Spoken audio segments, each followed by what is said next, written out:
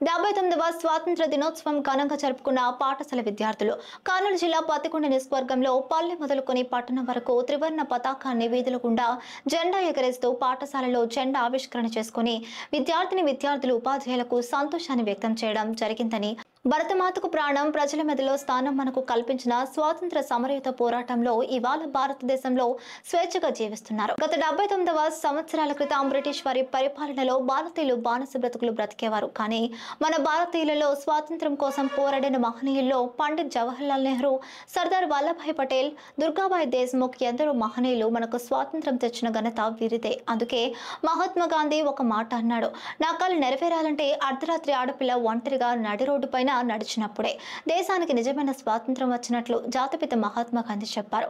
అందుకే స్వాతంత్రం దినోత్సవం రోజున జెండా వందనం చేస్తుంటే మనలో దేశభక్తి భావం ఉప్పొంగుతుందని అందుకే స్వాతంత్రం దినోత్సవం రోజున జెండా వందనం చేస్తుంటే మనలో దేశభక్తి భావం ఉప్పొంగుతుంది. జాతీయ జెండాకు ఒక గొప్పతనం.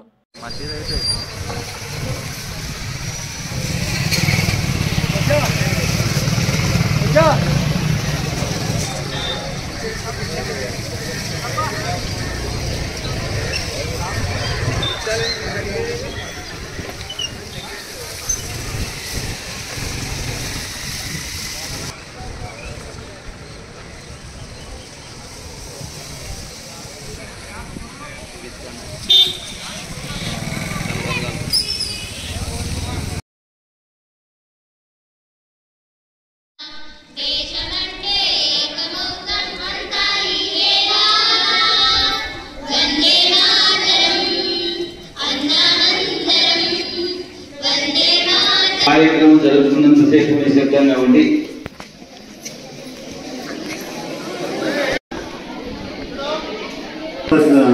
Chairman, vice chairman, members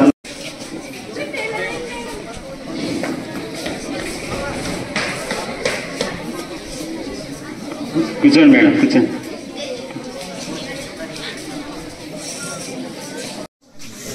Good morning, children. Wish you happy 79th Independence Day. Thank you. ఈరోజు ఏం స్పెషల్ మనము ఇక్కడ అటెండ్ అవ్వడానికి? Independence day.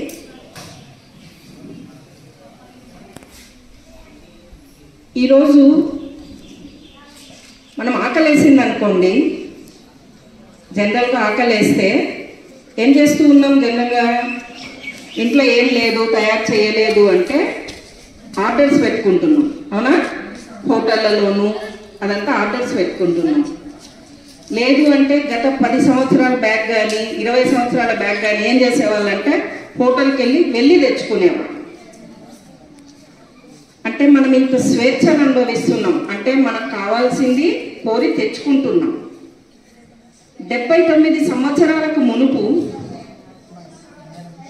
200 సంవత్సరాలు, టోటల్గా 200 సంవత్సరాలు మన భారతదేశంలో వారు పండించిన పంటని కూడా వారి చేతికి అందుకునే పరిస్థితి లేదు, వారి నోటి వరకు పోయే పరిస్థితి లేదు. అంటే అర్థమేమి? బ్రిటిష్ వారు మనల్ని 200 సంవత్సరాలు బానిసలుగా వ్యాపార నిమిత్తం మన దేశానికి వచ్చి బానిసలుగా మనల్ని ఎంచి పూర్తిగా మనకు కావాల్సిన ఏ స్వేచ్ఛ మనకు లేకుండా, మాట్లాడే స్వేచ్ఛ లేకుండా మనల్ని బానిసలుగా ట్రీట్ చేసి మనల్ని ఏలిన 200 సంవత్సరాలు ఎంతో మంది త్యాగం చేస్తే, ప్రాణత్యాగాలు చేస్తే ఈరోజు మనం ఇంత ఫ్రీగా కూర్చోగలం. అవునా? నిజమే కదా? ఎంతో మంది అంటే మనకు పేర్లు కొన్ని తెలుసు. చెప్పండి పేర్లు.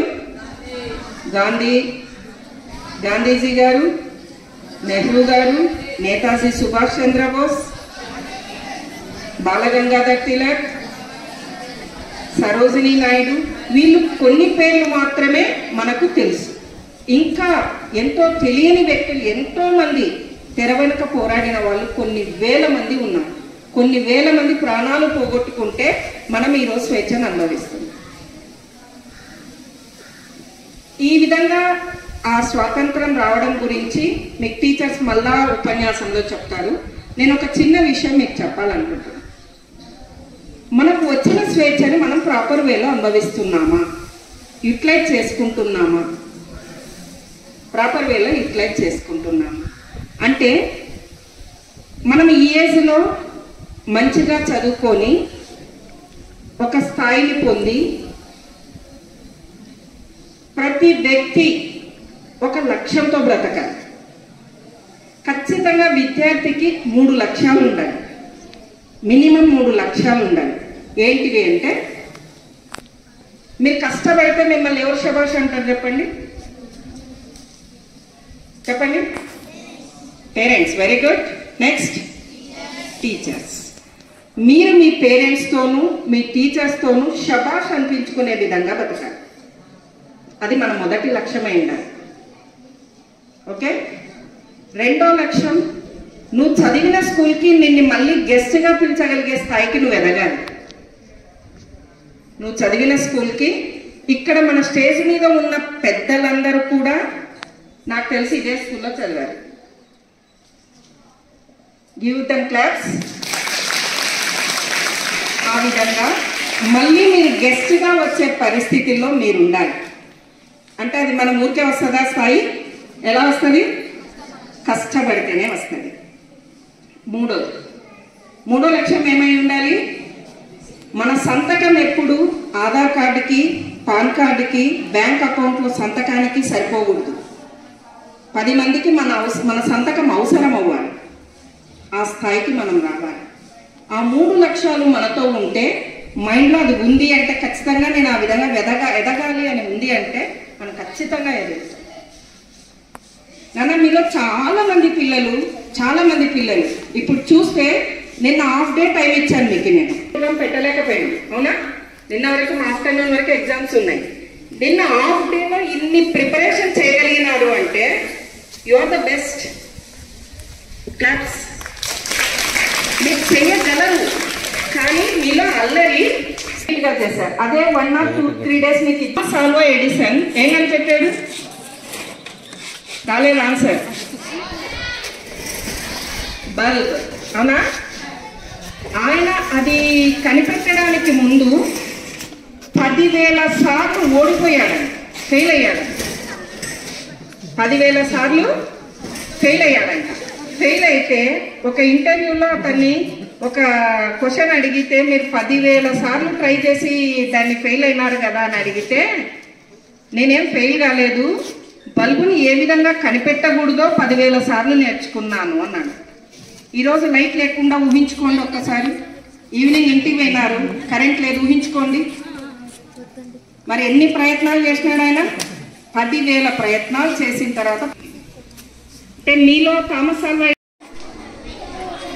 కర్నూలు జిల్లా మధ్యకెర మండలం పెరవలి గ్రామం అయినటువంటి ప్రభుత్వ పాఠశాల మండల్ పరిషత్ ప్రైమరీ మోడల్ స్కూల్లో స్వాతంత్ర దినోత్సవ వేడుకలు జరుపుకోవడం జరిగినది. ఈ స్వాతంత్రం అనేది మనకి 1947 ఆగస్టు 15న మనకి స్వాతంత్రం వచ్చింది. ఇప్పటికి మనం 79వ స్వాతంత్ర దినోత్సవాన్ని జరుపుకుంటున్నాం. ఈ స్వాతంత్రం అనేది ఎందరో నాయకుల త్యాగ ఫలం వల్ల మనము ఈరోజు మనం అనుభవిస్తున్నాం. మన పెద్దలు అనేవాళ్ళు, ఒక చెట్టు నాటితే దాని ఫలాలు వేరే వారు తినేవాళ్ళు అని. ఆ విధంగా ఎంతోమంది నాయకుల త్యాగ ఫలం వలన మనం ఈరోజు స్వేచ్ఛగా జీవించగలుగుతున్నాం. ఆ స్వతంత్రాన్ని మనము ఈ విధంగా కొనసాగించుకొని మన నేటి తరాలకు కూడా ఈ స్వాతంత్రం యొక్క ప్రాముఖ్యతను, దాని యొక్క ప్రతిఫలాన్ని కూడా ప్రతి ఒక్కరికి తెలియజేసి ఎందుకు జరుపుకుంటున్నామనేది చెప్పవాలి. అదేవిధంగా ఈ జాతీయ పండుగలకి కుల మత భేదాలు లేకుండా జరుపుకుంటున్నాం. కులము లేదు, మతము లేదు, ప్రతి ఒక్కరు జరుపుకునే పండుగ ఏదే అంటే ఆగస్టు 15, జనవరి 26. ఆగస్టు 15 మనకి ఎంతోమంది నాయకుల త్యాగఫలం వల్ల మనం ఈరోజు చాలా ఘనంగా జరుపుకోవడం ఇది ఒక అదృష్టంగా భావిస్తున్నాం.